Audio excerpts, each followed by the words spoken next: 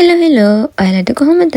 අද මම ඔයගොල්ලන්ට මයික්‍රොස්කෝප් එකකින් පෙන්වන්න යන්නේ යීස්ට්. එදිනෙදා ජීවිතයේදී අපි බහුලවම භාවිත කරන දෙයක් තමයි යීස්ට් කියන්නේ. අපි හැම දවසකම පාවිච්චි කරන්නේ නැති වුණාට යීස්ට් පාවිච්චි කරලා හදපු කෑම වර්ග අපි හැමදාම වගේ ආහාරයට ගන්නවා. බේකරි කර්මාන්තයේදී නැතුවම බැරි දෙයක් තමයි යීස්ට් කියන්නේ. බේකරි කර්මාන්තයේදී මේ පිටි පිපීම කියන ක්‍රියාවලියට යීස්ට් භාවිත කරනවා. යීස්ට් කියන්නේ දිලීරයක්. යීස්ට් ෆර්මන්ටේෂන් හෙවත් යීස්ට් පැසීම කියන පිටි පිපීම සඳහා දායක වෙනවා. යීස්ට් පැසීම කියන්නේ යීස්ට් කාබෝහයිඩ්‍රේට් සංඝටකයේ බිඳ දමමින් ශක්තිය, කාබන් ඩයොක්සයිඩ්, එතනෝල් වැනි සංයෝග සාධන එහි පරිවෘත්තීය ක්‍රියාවට. යීස්ට් ක්‍රියාකාරී වෙන්න බලපාන්නේ උෂ්ණත්වයේ pH අගය, සුගර් වගේ දේවල්. අපි පිටි පිපෙන්න යීස්ට් භාවිතා කරනකොට මදක් උණු කර නිවාගත් ජලයට සීනි ටිකක් දාලා භාවිතා කරන්නේ අන්න ඒකයි. සීනි මෙහිදී මේ යීස්ට් වලට ආහාර එහෙම නැත්නම් ශක්ති ප්‍රභවයක් විදියට ක්‍රියා කරනවා. පාන් පිටි පිපීමේදී යීස්ට් මෙසේ නිපදවන කාබන් ඩයොක්සයිඩ් වායුව පිටිගුලි තුල බුබුලු සාදනවා. එමගින් මේ පිටිගුලිය ප්‍රසාරණය වෙනවා. පිලිස්සු පසු පාන්